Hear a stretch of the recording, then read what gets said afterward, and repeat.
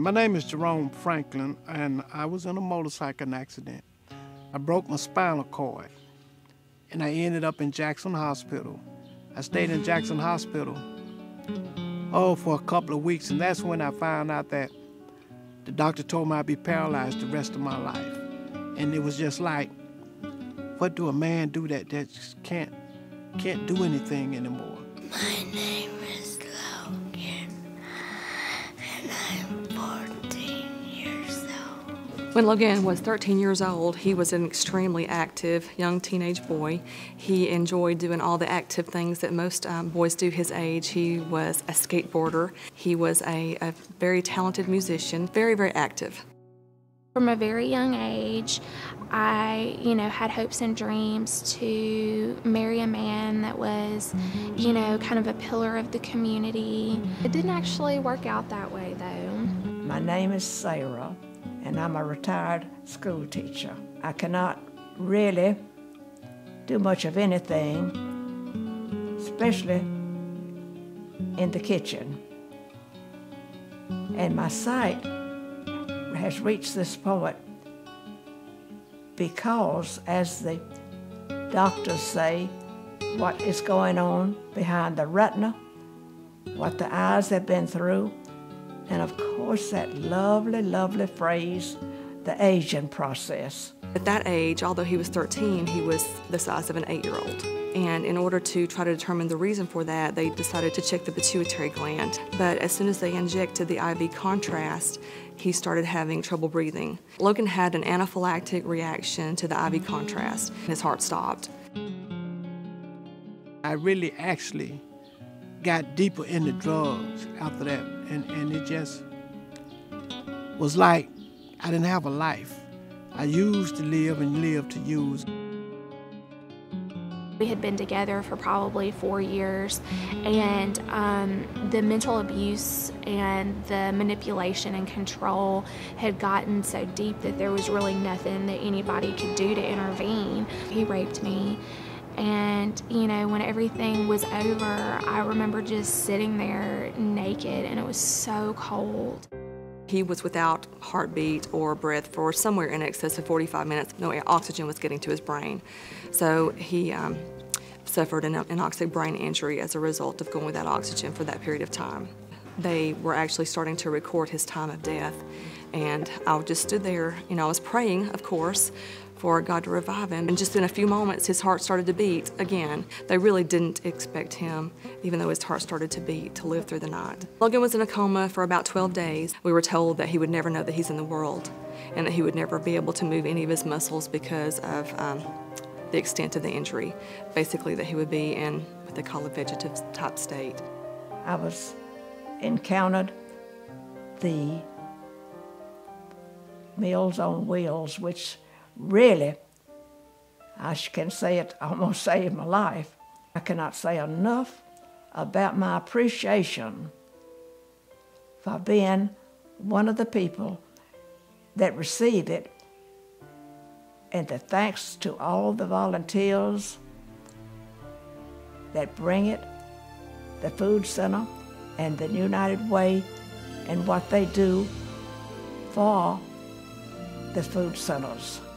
The most important thing that my counselor at the Lighthouse taught me was the difference between a victim and a survivor, and that as a victim, what happened to you was not your fault, but that as a survivor, you can use your experience as a point of healing and growth. I started volunteering with the Lighthouse, specifically with Standing Together Against Rape. I was able to be one of the first people that they saw after they were assaulted, and I was able to sit down and explain to them the difference between a victim and a survivor. Through the Lighthouse and the United Way, I found a way to become a full-time student. The Lighthouse sponsored me for a domestic violence scholarship that was available to domestic violence survivors nationwide, and it paid for all of my college. I can truly say that I am a survivor, and I am so thankful for all of the services that were provided.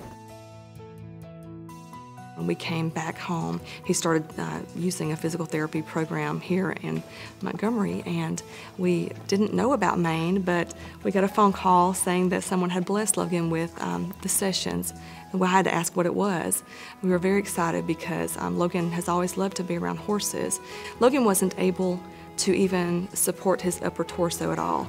He had no upper body strength. He was in a full support type wheelchair at the time. The first time that he got to come and ride horses, he had to have side riders that completely held him on the horse. He's made lots of progress since then, to the point that now occasionally they can just be very near and ready, but he can support himself now. Horses, this is truly the highlight of his week, to get to come out here and do this.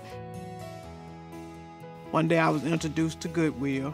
I started off in auto mechanics, working on lawnmowers and working on bicycles. And then I started to answer the telephone. And that's when my life started all over again, because before that, it was just like my life wasn't going anywhere. I was just like nothing, nobody. And Goodwill has given me a chance to, as you say, be born again, to start your life all over. It's about being a productive member of society, being responsible for yourself. I have some joy in my heart today, and I'm just enjoying myself, doing the right things for the right reason. When you see the children or you see the people that's benefited from it, it just touches your heart to see that your little bit of money that you're giving does so much for others. One day, we got a letter home that said that we could purchase footballs for United Way. Each football was $5 a piece. I'm Auburn, and I turned in $15. I'd get 3 footballs. I was able to put my name on 2 footballs. I was able to put my name on 4 footballs. They were put up all over the office. Sometimes we asked our parents, and sometimes we got it out of our own savings or help do chores or something, or take out of our own allowances. When you see someone that you know standing in the middle of a shell that used to be their home with all of their belongings in tiny pieces, you are so willing and wanting to help them recover. I grew up inner city. I can remember walking to the Salvation Army to get free lunch during the summer. I remember the kind old ladies who took their time to teach us etiquette classes. Imagine inner city children learning etiquette. They taught me a lot about what I know today. For me, the United Way is a great part of my success in life. I find a way to give. I find a way. We all know that right now we're going through economic trouble.